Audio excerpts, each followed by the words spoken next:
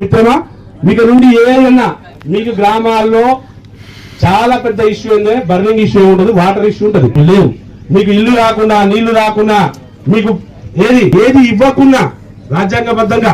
ఉదాహరణకు ఇంకో మాట కూడా మర్చిపోయినా, కలెక్టర్ గారు ఈ దృష్టి నా దగ్గర ఉంది, ఈ కేసు అయింది. ఎఫ్ఐఆర్ పట్టాలు ఉంటాయి, వాళ్ళకంట బ్యాంకర్ లోన్ ఎందుకు ఇయ్యరు? మీరే కదా ఈ జిల్లాకు చైర్మన్, ఏజెన్సీ ఎందుకు ఇయ్యరు? మరి లోన్ ఇవ్వనప్పుడు వాళ్ళు ఎలా బతుకుతారు? అలా ఇయ్యరు అని రాసిందా ఎక్కడైనా?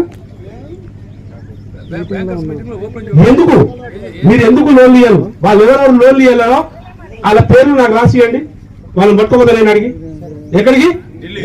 ఢిల్లీ పట్టుకొస్తా. మీరు అదే చెప్తున్నా, మీకు ఎవరైనా లోన్లు ఇవ్వకపోతే మీకు రాజ్యాంగబద్ధంగా లోన్ ఇవ్వాలి. సివిల్ రేటుకి ఇది ఏమి చూడద్దు. మాకు సివిల్ గివిల్ ఏం తెలియదు. అసలు నాకు ఈ దేశంలో పుట్టిన బిడ్డగా ఒక ఎస్టీ బిడ్డకు 10 లక్షల వరకు లోను ఫ్రీగా ఇవ్వాలి. వాడు ఎవరైనా ఇయ్యకపోతే వాడి బెండు తీస్తా. మీరు రాకపోతే ఆ కంపెనీ నాకు పెట్టండి, నాకు పెట్టండి.